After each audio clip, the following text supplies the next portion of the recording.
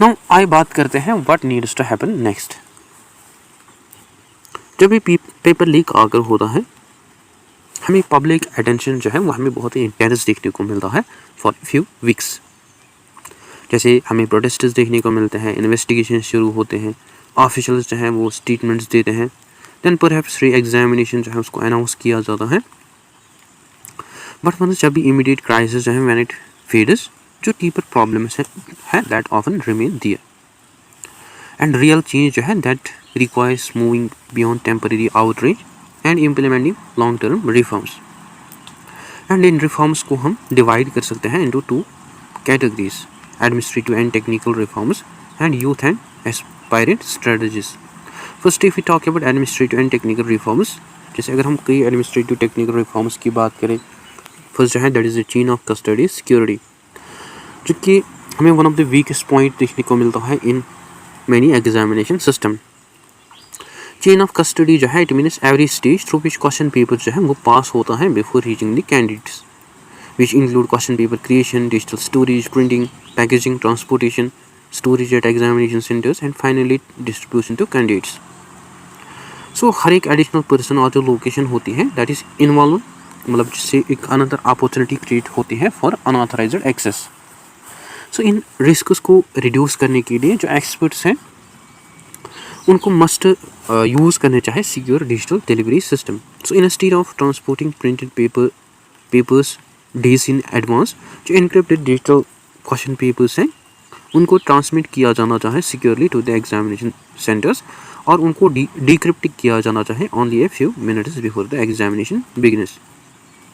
सो ये जो अप्रोच है ये ऑफर करेगा सिवरल एडवांटेजेस, बिकॉज इससे फ्यू पीपल जो है they will handle confidential material, इससे जो ट्रांसपोर्टेशन रिस्क है वो रिड्यूस होगी और इससे जो एक्सपोजर टाइम होगा that will be short and इससे हमें ऑल्सो स्ट्रॉन्गर इंक्रिप्शन भी देखने को मिलेगी एंड इससे ऑल्सो डिजिटल मॉनिटरिंग जो है वो डन की जाएंगी, एज वेल एज जो ऑटोमेटिक लॉगिंग है एवरी एक्सेस की वो ऑल्सो मतलब डिक्रीज होगी। सो इसका जो मेन ऑब्जेक्टिव होना चाहिए that should be to make unauthorised access technically extremely difficult. ठीक, देन अनदर जो है that is back end accountability. जब भी पेपर लीक जो है जब इसको डिस्कवर किया जाता है, हमारा जो अटेंशन है that mainly focus on students, मतलब जिनको पकड़ा गया विद लीक पेपर्स एंड विजिलेटर्स और लोकल इंटरमीडियरीज। हाउएवर ये जो इंडिविजुअल्स हैं ये ऑल्सो पार्टिसिपेट करते हैं, बट ये असल में आर्किटेक्ट्स नहीं होते हैं क्राइम के। And large scale paper leaks जो है दे ऑल्सो रिक्वायर कोऑर्डिनेशन, जैसे इसमें इन्वॉल्व होते हैं बहुत सारे people, insiders including printing personal, brokers, organised criminal networks and other individuals who are responsible for planning and financing the operation. Therefore investigations जो है दे शुड प्रायोरिटीज आइडेंटिफाई करना masterminds को रादर देन स्टॉप करना at the lowest level. So strong legal actions जो है वो must organise किया जाना चाहिए अगेंस्ट द ऑर्गेनाइजर्स, जिससे डिसमेंटल किया जा सकता है क्रिमिनल नेटवर्क्स को, जिससे डिस्करेज किया जा सकता है फ्यूचर कॉन्स्पायरेसीज को।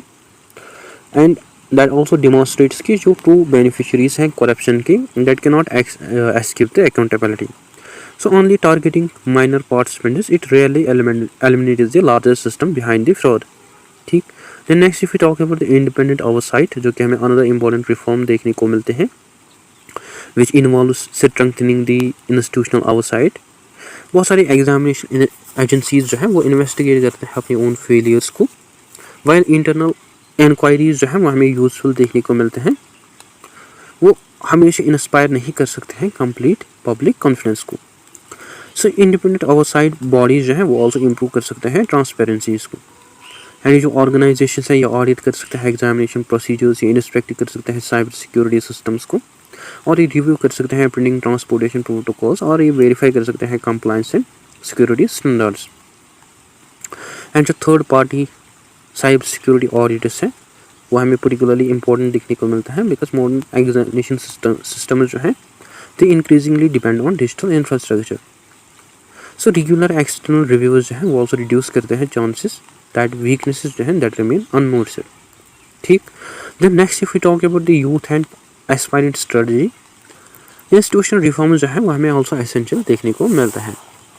बड़ी जो इंस्टीट्यूशनल रिफॉर्म्स है इनके लिए ऑल्सो ज़रूरत है political will and administrative action की, बिकॉज स्टूडेंट जो है वो मतलब हमेशा कंट्रोल नहीं कर सकते हैं कि कैसे क्विकली गवर्नमेंट जो है वो इम्प्लीमेंट करेंगे रिफॉर्म्स को, बट मतलब वो कंट्रोल कर सकते हैं कि कैसे इन रिफॉर्म्स को ऑर्गेनाइज, एडवोकेट एंड प्लान किया जाएगा टुवर्ड्स देयर ओन कैरियर्स। जैसे अगर हम सस्टेन पॉलिसी फोकस्ड एडवोकेसी की बात करें, जो पब्लिक प्रोटेस्टर्स हैं ये हमें मोस्ट इफेक्टिव वेज देखने को मिलते हैं when they moves beyond emotional reactions and when they focus on concrete policy demands.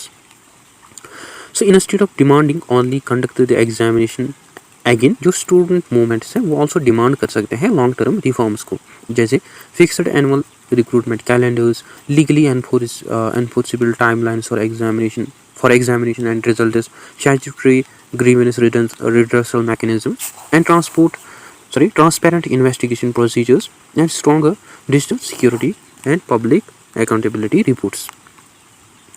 So ये जो स्पेसिफिक डिमांड्स हैं ये हमें ईजियर देखने को मिलते हैं for governments to implement and for citizens to monitor, जो कि ट्रांसफॉर्म करते हैं प्रोटेस्टर्स को from short term expressions of frustration into a long term campaigns for institutional reform. या पर्सनल टाइम लिमिट जो है उनको ऑल्सो सेट किया जाना चाहिए। जो मोस्ट प्रैक्टिकल एडवाइस देखने को मिलते हैं हमारे मतलब for aspirants, that is the concerns personal career planning. बहुत सारे स्टूडेंट जो हैं वो डिवोट करते हैं अपनी many years of life exclusively to prepare for one category of competitive exam. So there is nothing wrong with this serious preparation. However repeatedly जब postpone होते हैं एग्जाम्स, जो अदर कैरियर ऑप्शंस होते हैं एक स्टूडेंट के लिए वो रिस्की बन जाते हैं, एस्पेशली जब रिक्रूटमेंट प्रोसेस जो हैं जब वो डिले होते हैं। सो एक बैलेंस्ड स्ट्रेटेजी जो है वो एस्टेब्लिश करनी चाहिए एक रियलिस्टिक पर्सन टाइमलाइन। जैसे फॉर एग्जांपल एक एस्पायरेंट जो है वो डिसाइड करना चाहे कि क्या मैं प्रिपेयर करूँगा seriously for a defined number of years and during the period क्या मैं डेवलप करूँगा आल्सो एडिशनल स्किल्स, मतलब जिससे मेरे लिए अदर अपॉर्चुनिटीज़ जो हैं वो ओपन रहेगी। So this does not mean giving up competitive examinations, but rather it means reducing the dependence on single uncertain outcome. So student जो है they should also build the alternative skills while preparing for examination। जो candidates और जो aspirants हैं also develop करने चाहिए skills that will improve the employability। जैसे वो skills हासिल कर सकते हैं digital literacy, communication, foreign languages, data analysis, programming, teaching, entrepreneurship, vocational skills and professional certifications. So जो स्किल्स होंगे ये अल्टीमेटली प्रोवाइड करेंगे उनको financial independence and career flexibility अगर रिक्रूटमेंट जो है वो डिले भी होते हैं। एंड मोस्ट इम्पॉर्टेंटली ये मतलब ये जो स्किल्स हैं उनमें साइकोलॉजिकल प्रेशर को रिड्यूस कर सकते हैं और बिलीविंग दैट कि वन एग्जामिनेशन जो है alone it will not determine the success, it will not determine the success of students for the rest of one's life. So both ये जो रिफॉर्म्स हैं यह हमें इम्पोर्टेंट नेसेसरी देखने को मिलता है। इंस्टीट्यूशनल रिफॉर्म्स जो है without resilient students that leave individuals vulnerable during the long term implementation periods, and personal resilience जो है without institutional reforms that leave systemic corruption untouched. So two approaches जो है ये therefore complement करते हैं एक दूसरे के साथ, जहाँ गवर्नमेंट जो है they must create secure, transparent and accountable systems and student जो है they must continue advocate for reforms while protecting their own carriers and mental wellbeing.